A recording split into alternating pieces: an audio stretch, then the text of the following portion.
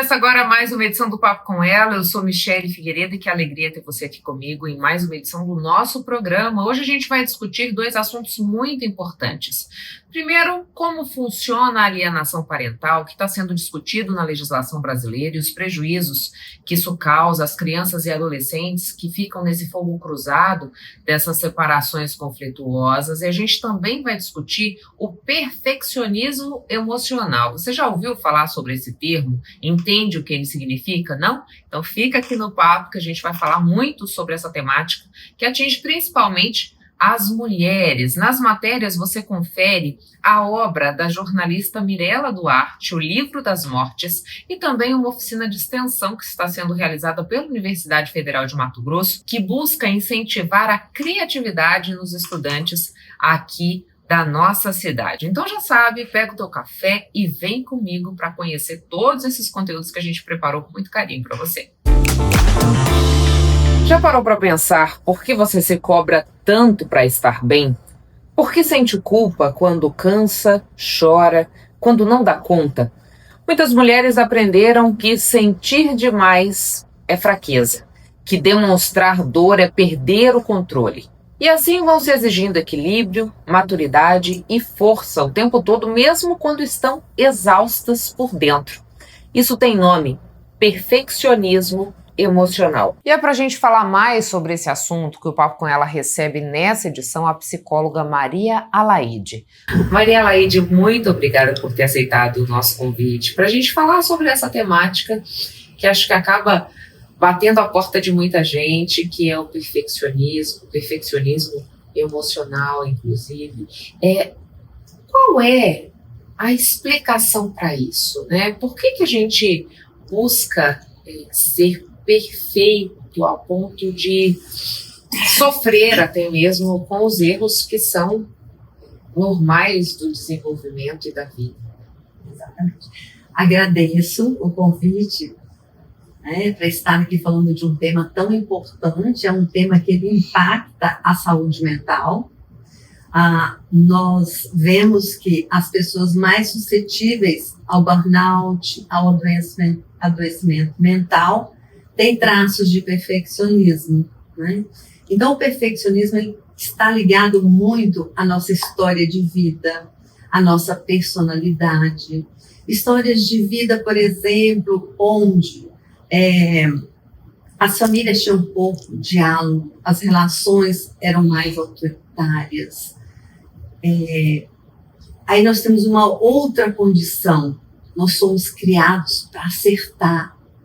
E quando a gente fala de perfeccionismo, nós estamos falando do medo de errar, medo de não dar conta, medo de ser criticado. Então, tudo isso vem dessa história de vida nossa. É possível nós mudarmos? Sim, é possível nós mudarmos elaborando as situações de conflito que não foram elaboradas, tendo clareza de que o que eu vivi na minha infância, na minha história familiar, ela pode ser mudada, eu sou sujeito da minha história.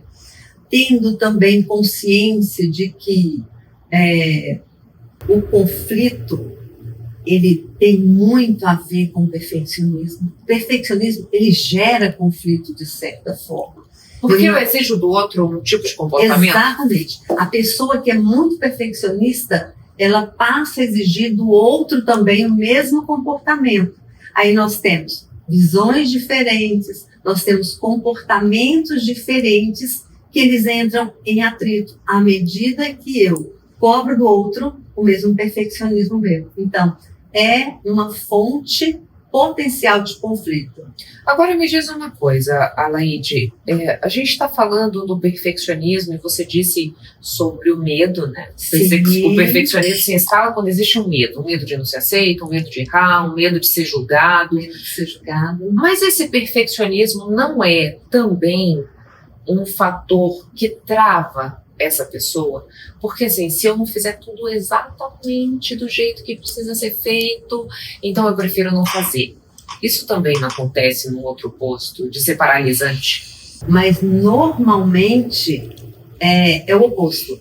É aquela pessoa que para ela não demonstrar que não vai dar conta, ela começa a assumir, porque ela é tão perfeccionista, então ela quer mostrar, ela quer, como se diz, provar para si mesma muitas vezes que ela dá conta, que ela não erra, que ela, então, tanto pode paralisar, como pode levar a pessoa a ser aquilo que a gente fala numa linguagem simples de carregar piano.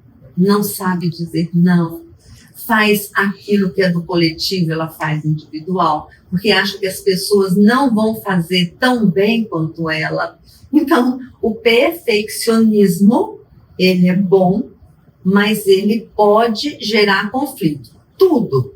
Entre o 8 e 80, existe 72 possibilidades. E aí, aquilo que nós estávamos falando, é preciso nós sabermos separar perfeccionismo de excelência. Ah, eu quero ser um modelo em termos de excelência no trabalho. É um caminho totalmente diferente. Porque quando a gente fala na excelência, a gente está falando de consciência, nós estamos falando de propósito, nós estamos falando de dar o melhor naquelas condições que são colocadas no nosso dispor. Se eu tenho a consciência, o erro faz parte do processo de aprendizado. Ou seja, eu considero o caminho. Se eu não tenho essa consciência, se o perfeccionismo tira de mim essa visão, o erro, ele pode ser considerado fracasso. Aí, se a pessoa descansa, já pode gerar culpa. E neste processo, neste caminho, vem a ansiedade. Nós estamos vendo, né? 2030 já será a causa maior de adoecimentos, afastamento, e hoje já é, né? Só que numa proporção muito maior. Então, vem a ansiedade, vem o sofrimento psíquico, vem, inclusive, pode vir, inclusive, o adoecimento mental. E a gente pode falar de um perfeccionismo emocional também, porque, assim, às vezes, a gente quer passar uma ideia de que está bem o tempo inteiro, né? De que eu não me irrito, de que eu não canso, de que eu não fico com raiva ou chateado. Isso também pode ser rotulado dessa maneira? Complementando, que eu não sou vulnerável. Exatamente. E aí, quando eu tento sustentar essa imagem a todo custo, né? Quanto isso interfere nas minhas relações, quanto isso interfere na minha qualidade de vida, quanto isso interfere nessa possibilidade de construção com o outro. Primeiro, eu não consigo sustentar o tempo inteiro. Nós não conseguimos. Nós conseguimos por um tempo. O estresse vai acumulando, o estresse se torna crônico e automaticamente, se não houver um processo de conscientização, vai causar não só conflito nas relações, aí vem relações conjugais, relações familiares, relações de trabalho. Tem mulheres, por exemplo, gente, não estou falando mal das mulheres, tá? Eu estou dizendo assim, tem mulheres, por conta do perfeccionismo, elas acabam tomando a frente nas decisões do casal. Aí depois ela reclama que o marido não faz nada. Ficou um lugar confortável para ele, né? Confortável para ele. A mesma dinâmica pode acontecer no trabalho. Pode acontecer, por exemplo, a pessoa vai absorvendo, ela acha que o colega não faz tão bem quanto ela. Ela vai absorvendo o que é do coletivo, mas existe um limite, né? Então, assim, a sobrecarga emocional, o corpo começa a dar sinais. Aí começa dor de cabeça, estômago, taquicardia. A literatura traz, por exemplo, de sintomas do burnout, a mais de 130 sintomas no físico. Né? Isso seria o que a gente chama de somatização ou não? Não, ao contrário. Então, assim, cada pessoa ela vai responder de uma forma diferente a essa sobrecarga que advém do perfeccionismo. Entendi. E aí aqui a gente também pode falar, como você disse pra gente, né? A excelência é diferente do perfeccionismo. O perfeccionismo emocional é diferente do autoconhecimento e do autocontrole, né? Exatamente. Vencer, trazer para um nível saudável esse perfeccionismo, se eu tiver a autoconsciência, o autoconhecimento. Então, para ter a autoconsciência, passa pelo autoconhecimento. Então, não tem como a gente separar uma coisa da outra. E qual que é a avaliação que a senhora faz dos dias de hoje, né? A gente tem tanta informação disponível, né? Tem tantos canais onde conteúdos de qualidade são disponibilizados, mas me parece que as pessoas meio que se perderam, né? E elas não conseguem fazer um bom proveito disso. A senhora considera que a saúde mental, ela tem sido olhada de fato com uma perspectiva que traga uma melhora da nossa vida em sociedade, ou ainda falta muito para que a gente enxergue esse setor, a importância de se olhar para isso, para que a gente possa construir uma história diferente? Falta muito. Como eu disse a você, nós temos aí as consequências da pandemia, né? Então, aí tem a questão cultural, nós aprendemos a cuidar do quê? Do corpo. Então, historicamente, nós aprendemos a cuidar do corpo. Por mais que a gente tenha dados, tenha informações sobre o autocuidado, por exemplo, a importância da alimentação, a importância do sono para regular as emoções. Na prática, nós estamos correndo no dia a dia, nós estamos como se tivéssemos correndo em círculo, tentando dar conta de muitas coisas ao mesmo tempo, com aquele sentimento de que ainda falta tempo. Então, nesta corrida, a gente só consegue parar, a maioria das pessoas só param quando o corpo para. Então, a saúde mental ainda está em segundo plano.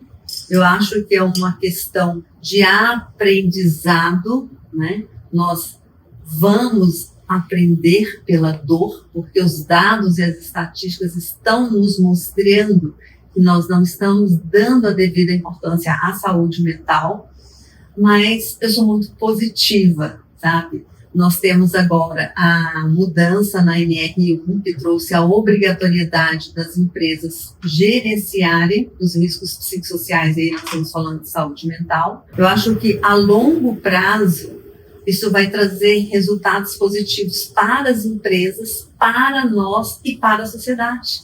E uma coisa que nós temos que aprender é que a saúde mental, a construção dessa saúde mental, ela é coletiva. Eu não consigo cuidar da minha saúde mental sozinha.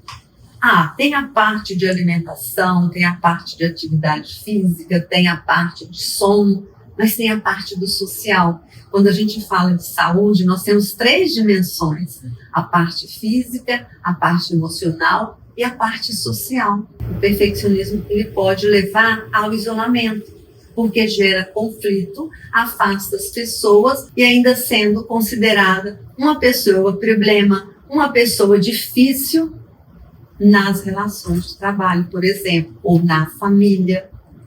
Entendeu? E me diz uma coisa, a senhora disse que existe todo um contexto, né, de crenças que fazem essa pessoa se estruturar nesse caminho perfeccionista e que existe formas de manejar isso. Homens ou mulheres são mais atingidos? A gente tem prevalência do perfeccionismo no gênero ou não? Eu não tenho este dado. Se a gente for ver, por exemplo, burnout, as mulheres, elas estão mais suscetíveis e um número maior. Eu estou fazendo essa relação porque a mulher tem essa coisa mais do detalhista. Mas eu arriscaria dizer, sim, que as mulheres estão mais suscetíveis, Porque não existe assim, se a mulher ela vai ser mais perfeccionista do que o homem. Sempre existe uma tendência, independente do gênero, que tem a ver com a história de vida, que tem a ver com os valores, que tem a ver com as crenças. Mas se a gente olhar num contexto geral de gênero, a mulher acaba sendo muito mais cobrada, né? Mais cobrada, dupla, tripla jornada de trabalho, acaba tendo uma sobrecarga maior. Essa sobrecarga maior, ela casa com o perfeccionismo, aí nós poderemos ter o sofrimento e o adoecimento. O cenário perfeito para isso se manifestar. Cenário perfeito para se manifestar. Sinais, né? Tem alguém assistindo a gente e fala assim, opa, será que eu sou perfeccionista? Será que eu estou correndo risco? Né? Quando isso fica assim, quando salta aos olhos e que eu preciso mesmo procurar ajuda profissional para conseguir reverter aquilo? Primeira coisa, é aquela pessoa que dá conta de tudo, que faz tudo. Ela é, muitas vezes, tida como a inteligente, às vezes não é. O esforço dela pode ser maior do que uma pessoa que tem um nível de inteligência maior. Então, os primeiros sinais, quando você para e olha, tudo eu, né? Eu sou melhor nisso, eu faço melhor aquilo. Comece a ouvir e comece a identificar os seus padrões de comportamento. Sabe aquela necessidade de fazer tudo bem feito, aquela necessidade de não errar? Tudo isso são sinais que você olha e fala, epa, tem a ver comigo. Será que eu sou perfeccionista a ponto de causar dificuldade no relacionamento, de causar, de repente, um mal-estar psíquico, inclusive para mim e para as pessoas que estão, entendeu? Esses pequenos sinais, tudo bem feito, tudo nos mínimos detalhes, tudo... Uma exigência muito alta e um desconforto psíquico quando não dá conta das coisas, quando faz e acha que fez bem feito, mas ainda não está bom, né? Então, tudo isso são indicativos para a gente olhar, analisar, revisar a nossa história, revisar os gatilhos. Por que eu sou perfeccionista? Né? O que eu trago da minha história? O que a minha mãe cobrou de mim? Como eram as relações na minha família? Tudo isso é possível elaborar e ter qualidade de vida maior. Muito obrigada pelas informações. O espaço aberto, caso queira trazer mais algum esclarecimento. Sim, com certeza. O que eu gostaria de dizer. Hoje, nós estamos muito corridos. Então, nós estamos no Janeiro Branco. Janeiro Branco é um convite para nós pararmos, olhar para nós. Este ano veio, né, com um diferencial que é os post-its, você viu?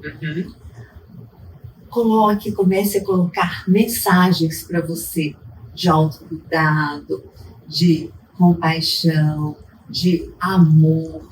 Então, aproveite este momento para refletir sobre como estamos lidando com a nossa saúde mental e mais, se o perfeccionismo ele está trazendo para mim mais vantagens ou desvantagens. Porque tudo ao extremo é ruim.